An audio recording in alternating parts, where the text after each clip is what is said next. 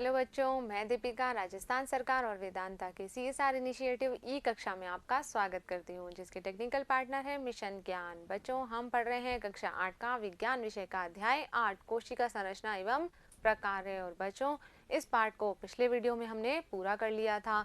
इस भाग में हम करेंगे इसके अभ्यास प्रश्न जो कि हमारी पाठ्य पुस्तिका में दिए गए हैं। तो चलिए बच्चों शुरू करते हैं।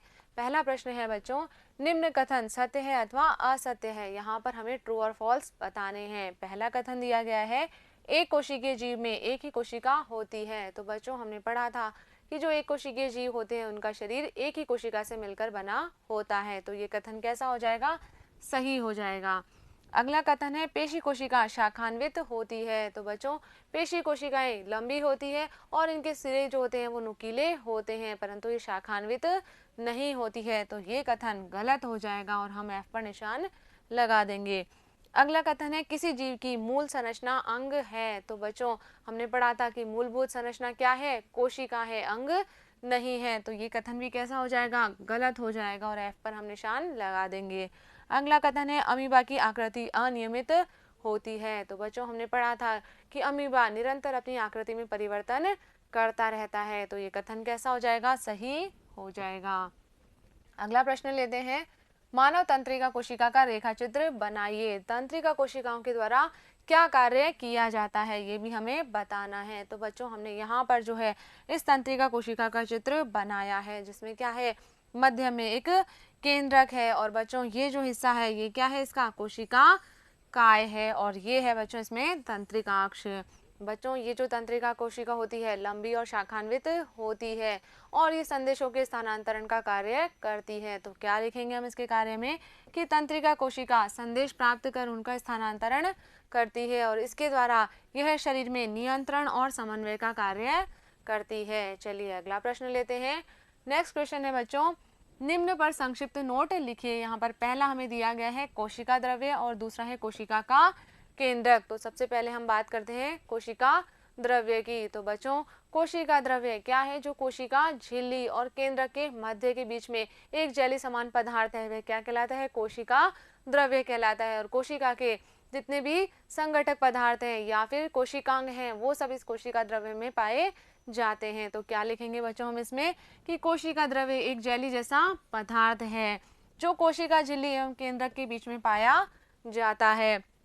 कोशिका के अन्य संगठक अथवा कोशिकांग जैसे कि माइटोकॉन्ड्रिया, गोल्जी काय, राइबोसोम, ये सब कहाँ पाए जाएंगे? कोशिका द्रव्य में भी पाए जाते हैं। चलिए आगे बढ़ते हैं बच्चों। अगला दिया है इसमें कोशिका का केंद्रक। तो बच्चों, केंद्रक कैसा होता है?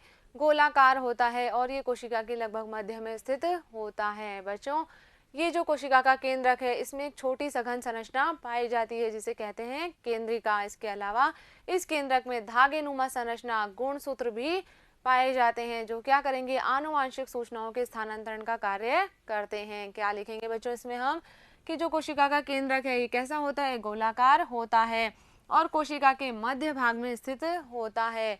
केंद्रक जो है, केंद्रक झिल्ली के द्वारा कोशिका द्रव्य से अलग रहता है और इस केंद्रक में एक छोटी सघन संरचना उपस्थित होती है। क्या कहते हैं उसे? केंद्रिका कहते हैं। इसके अलावा बच्चों, केंद्रक में धागे नुमा संरचना, क्रोमोसोम अथवा गुणसूत्र भी पाए जाते हैं। ये गुणसूत्र क्या करते हैं? आनुवांशिक गुणों अथवा लक्षणों को एक पीढ़ी से दूसरी पीढ़ी में स्थानांतरित करते हैं। किसके द्वारा स्थानांतरित होंगे लक्षण? इन क्रोमोसोम अथवा गुणसूत्र के द्वारा। चलिए अगला प्रश्न लेते हैं।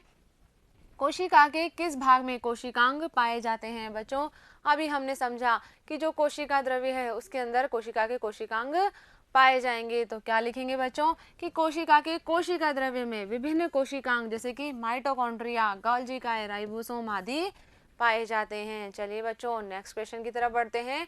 अगला प्रश्न है, पादप कोशिका एवं जंतु कोशिका के रेखा चित्र बनाकर उनमें 3 अंतर लिखिए। बच्चों, यहाँ पर हमने पादप कोशिका और जंतु कोशिका का चित्र बनाया है। क्या है बच्चों इसमें? ये देखिए, जो पादप कोशिका है इसका जो केंद्रक है वो थोड़ा किनारे की ओर होता है, जबकि जो जंतु कोशिका है इसमें केंद्रक मध्य में उपस्थित होता है। इसके अलावा बच्चों, जो पादप कोशिका है इसमें रिक्तिका कैसी है? बहुत ही बड़ी है, जबकि जंतु कोशिका में छोटी छोटी रिक्तिकाएं पाई जाती है। इसके अलावा बच्चों, जो पादप कोशिका है इसमें एक भित्ति और है, कौन सी है? कोशिका भित्ति, जबकि जो जंतु कोशिका है इसमें कोशिका भित्ति अनुपस्थित होती है। तो इसी तरह से हम इसमें अंतर भी लिख सकते हैं बच्चों कि जो पादप कोशिका है उसमें क्या होगा, कोशिका भित्ति उपस्थित होती है, जबकि जंतु कोशिका में कोशिका भित्ति अनुपस्थित होती है। इसके अलावा हम बात करें प्लास्टिड यानी कि लवक की, तो लवक जो है वो इस पादप कोशिका में उपस्थित होते हैं लेकिन जंतु कोशिका में उपस्थित नहीं होते हैं। अगर हम देखें रिक्तिका, तो बच्चों जो पादप कोशिका है उसमें रिक्तिका कैसी है, बहुत आकार में बड़ी है, जबकि जो जंतु कोशिका है उसमें रिक्तिका आकार में छोटी होती है। तो बच्चों ये हो गए पादप कोशिका और जंतु कोशिका में अंतर। चलिए अगला प्रश्न लेते हैं। नेक्स्ट क्वेश्चन है यूकेरियोट्स तथा प्रोकैरियोट्स में अंतर लिखिए। तो बच्चों हमने पढ़ा था कि जो यूकेरियोट्स होते हैं उनमें जो केंद्रक है वो एक झिल्ली के द्वारा परिबद्ध रहता है, यानी कि एक सुसंगठित केंद्रक इनमें पाया जाता है, जबकि जो प्रोकैरियोट हैं उनमें सुसंगठित केंद्रक का अभाव होता है और उसमें केंद्रक के चारों ओर कोई भी झिल्ली नहीं पाई जाती है। तो क्या लिखेंगे बच्चों हम यहाँ पर कि ऐसी कोशिकाएं जिनमें झिल्ली युक्त सुसंगठित केंद्रक पाया जाता है क्या कहलाती है, यूकेरियोटिक कोशिका कहलाती है। और ऐसी कोशिकाओं वाले जीव को हम क्या कहते हैं, यूकेरियोट्स कहते हैं। और बच्चों ये जो यूकेरियोट्स होते हैं इनमें झिल्ली युक्त कोशिकांग भी पाए जाते हैं। उदाहरण हम देखें तो क्या हो जाएंगे इसके, पादप और जंतु कोशिका। अब बात करते हैं हम प्रोकैरियोट्स की। तो बच्चों जो प्रोकैरियोट्स हैं उनमें सुसंगठित केंद्रक नहीं पाया जाता है और इनमें केंद्रक झिल्ली अनुपस्थित होती है, क्या कहलाती है, प्रोकैरियोट कोशिका कहलाती है। और बच्चों ऐसी कोशिकाओं वाले जो जीव होते हैं उन्हें प्रोकैरियोट्स कहते हैं। जैसे कि उदाहरण हम देखें तो जीवाणु और नीलहरित शैवाल, ये क्या है बच्चों, प्रोकैरियोट्स हैं। चलिए अगला प्रश्न लेते हैं। नेक्स्ट क्वेश्चन है बच्चों कोशिका में क्रोमोसोम अथवा गुणसूत्र कहाँ पाए जाते हैं, उनका कार्य बताइए। बच्चों यहाँ क्या करना है, हमें ये बताना है कि क्रोमोसोम जो है वो कोशिका में कहाँ पाए जाएंगे और इनके क्या क्या कार्य हैं। तो बच्चों हमने पढ़ा था कि जो केंद्रक होता है उसके अंदर क्रोमोसोम अथवा गुणसूत्र पाए जाते हैं और ये क्या करते हैं, आनुवांशिक लक्षणों को एक पीढ़ी से दूसरी पीढ़ी में स्थानांतरित करते हैं। तो क्या लिखेंगे यहाँ पर हम कि कोशिका में क्रोमोसोम अथवा गुणसूत्र केंद्रक में पाए जाते हैं। कहाँ मिलेंगे बच्चों, ये केंद्रक में। और ये क्या करते हैं, जीन के धारक होते हैं तथा आनुवांशिक गुणों और लक्षणों को एक जनक से क्या करेंगे, अगली पीढ़ी में पहुंचाते हैं या स्थानांतरित कर देते हैं। चलिए आगे बढ़ते हैं बच्चों। नेक्स्ट क्वेश्चन है सजीवों में कोशिका मूलभूत संरचनात्मक इकाई है, समझाइए। तो बच्चों हमने पढ़ा था कि किसी भी सजीव के शरीर का निर्माण किससे होता है, कोशिकाओं के जुड़ने से होता है। तो हम कह सकते हैं कि ये जो कोशिकाएं हैं ये सजीव के शरीर की मूलभूत संरचनात्मक इकाई है। तो क्या लिख सकते हैं बच्चों हम कि सजीवों में कोशिका मूलभूत संरचनात्मक इकाई है।